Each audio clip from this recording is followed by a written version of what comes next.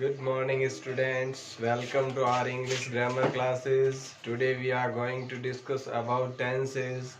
Today's topic is future perfect tense. As you all know that we have already discussed about two complete tenses, present and past, and the future is still going on. And today's topic is future perfect. तो आज का अपना topic क्या है?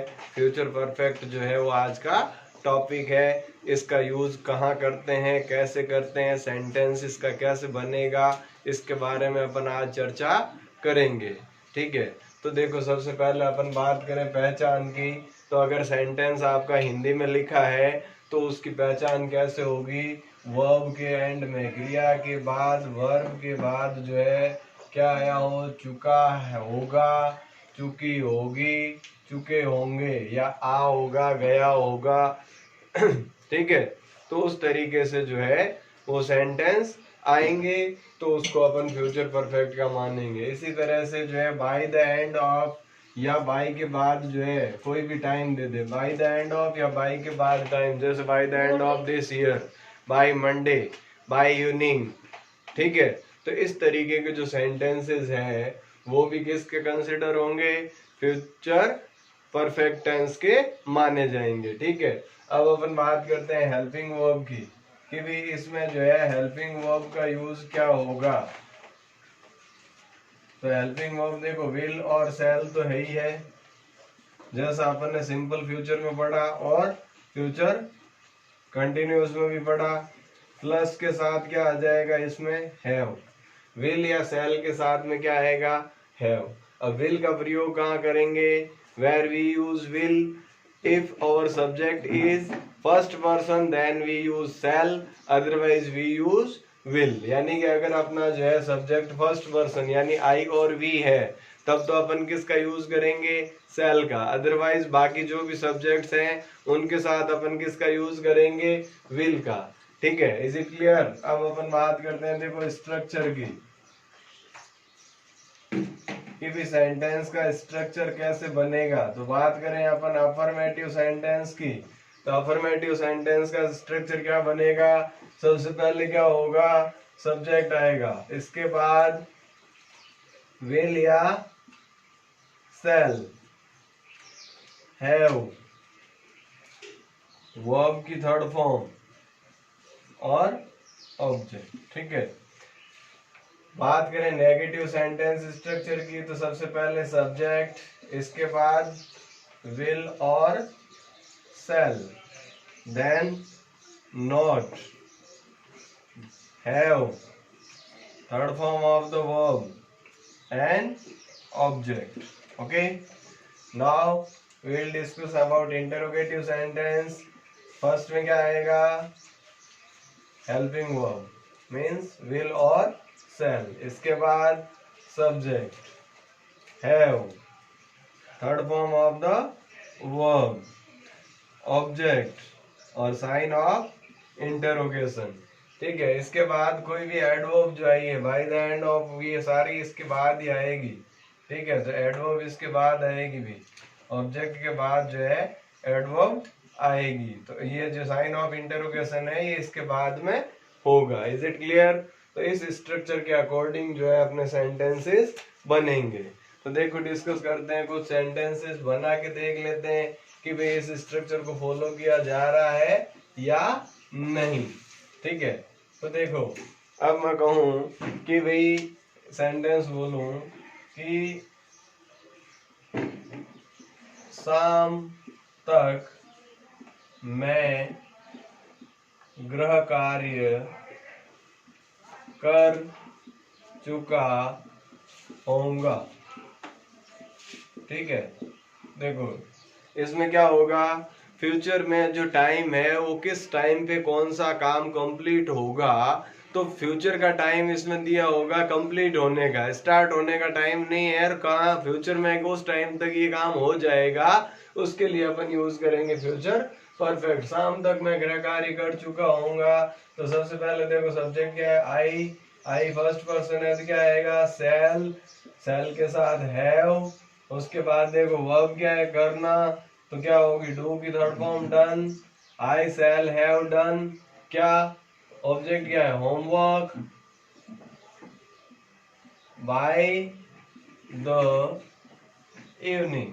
ठीक है, ये आ गया आपका एडवर्बियल लास्ट में कि भाई I shall have done homework by the evening. ठीक है, नेगेटिव क्या बनेगा,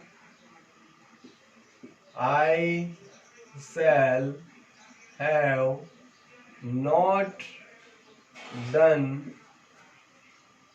होमवर्क बाय द इवनिंग। ठीक है, और अगर इंटरोगेटिव बनाना हो तो इंटरोगेटिव क्या बनेगा, हेल्पिंग वर्ब पहले यूज हो जाएगी तो क्या आएगा, हैव आई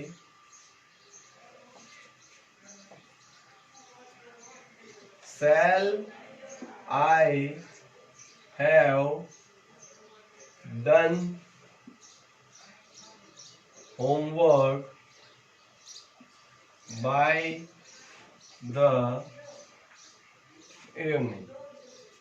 ठीक है, तो इस तरीके से अब देखो इस स्ट्रक्चर को अपन जो है वेरीफाई कर लेते हैं कि भाई अकॉर्डिंग टू स्ट्रक्चर अपना सेंटेंस है या नहीं। सबसे पहले देखो सब्जेक्ट, तो आई क्या है, सब्जेक्ट। उसके बाद विल और सेल दोनों में से एक आएगा, तो फर्स्ट पर्सन के साथ सेल आ गया। फिर देखो हैव, तो have third form of the verb, तो डू की थर्ड फॉर्म डन। इसके बाद ऑब्जेक्ट होमवर्क, इसके बाद एडवर्बियल्स आ गया तो बाय द इवनिंग। इसी तरीके से देखो इसमें देखो सब्जेक्ट, फिर विल और सेल, उसके बाद देखो नॉट, इसके बाद देखो वर्ब की थर्ड फॉर्म डन।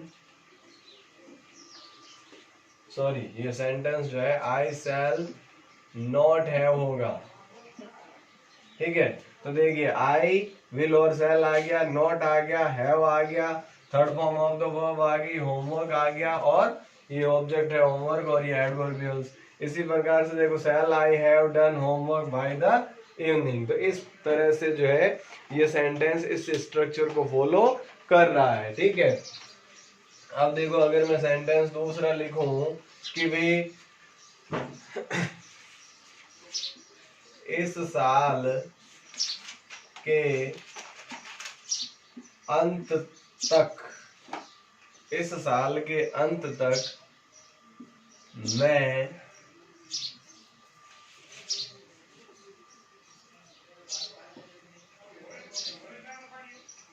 इस साल के अंत तक मैं कक्षा 12th पास कर चुका हूँगा। ठीक है, तो क्या हो जाएगा, इस साल के अंत तक, ये तो क्या हो गया, एडवर्बियल है। अब सब्जेक्ट क्या अपना मैं, तो क्या हो जाएगा यहाँ, या वह ले लेते हैं ताकि वेरिएशन हो जाए। मैं से तो पिछला किया ही था, वह कक्षा 12 पास कर चुका होगा, तो क्या हो जाएगा, he will have passed class 12th, कब तक, by the end of this year. ठीक है, इस साल के अंत तक, तो by the end of this year. इसी तरीके से नेगेटिव क्या बन जाएगा, he will not have passed class 12th by the end of this year. ठीक है, इसी तरीके से इंटरोगेटिव अगर बनाए तो क्या हो जाएगा, will he have passed class 12th by the end of this year. ठीक है, तो ये हो गया स्ट्रक्चर। देखो इसमें जो है 12th, यानी कि जब अपन किसी भी संख्या को रोमन में लिखते हैं तो उसके बाद में टीएच नहीं आएगा। ये जो 12th है ये इसको 12th ही पढ़ेंगे। अगर टीएच आता है तो ये रॉन्ग है। अगर 12th लिखना हो तो अपन न्यूमेरिकल में ऐसे लिख के 12th लिख सकते हैं, ये सही है। लेकिन ये 12th जो है अपने आप में सही है, इसके साथ टीएच का प्रयोग नहीं होगा। जनरली कई स्टूडेंट्स ऐसा करते हैं कि देखो सपोज फर्स्ट लिखना है तो फर्स्ट ऐसे करके ये लिख दिया, सेकंड लिखना है तो ये जो है इस तरीके से लिख दिया, जबकि ये क्या है रॉन्ग है, क्योंकि इसका ऑलरेडी मतलब फर्स्ट ही है, इसका ऑलरेडी मतलब सेकंड ही है। अगर ये लगाना ही है तो आप इस तरीके से जो है लिख सकते हो, ये फर्स्ट करेक्ट होगा, ये सेकंड करेक्ट होगा, इस तरीके से तो आप लिख सकते हो। लेकिन इस तरीके से इसके साथ अगर टीएच का यूज करते हो तो ये गलत हो जाएगा। RDST कुछ भी यूज करते हो तो वो रॉन्ग होगा। ठीक है, तो देखो ये समझ में आ गया होगा आपको कि भाई फ्यूचर परफेक्ट टेंस का यूज कहाँ किया जाएगा, कैसे किया जाएगा। तो एक बार फिर से मैं रिपीट कर देता हूँ कि फ्यूचर परफेक्ट टेंस का यूज वहां करेंगे जहां फ्यूचर में कोई भी काम कंप्लीट होगा, और कंप्लीट कब तक होगा उसका टाइम जो है हमें बताना है कि उस समय तक ये कार्य कंप्लीट हो चुका होगा। ठीक है, तो उस प्रकार के सेंटेंस को बनाने के लिए किस टेंस का यूज करेंगे, फ्यूचर परफेक्ट टेंस का। एडवर्बियम्स अपना यही है बाय और बाय द एंड ऑफ, या बाय के बाद में जो है फ्यूचर टाइम आएगा तो आपको correct form of the verb भी भरना हो। तो देखो एक सेंटेंस को लेके देख लेते हैं कि भाई अगर एग्जाम में correct form of the verb आया तो किस तरीके से अपन सेंटेंस को भर सकते हैं। फॉर एग्जाम्पल देखो, सी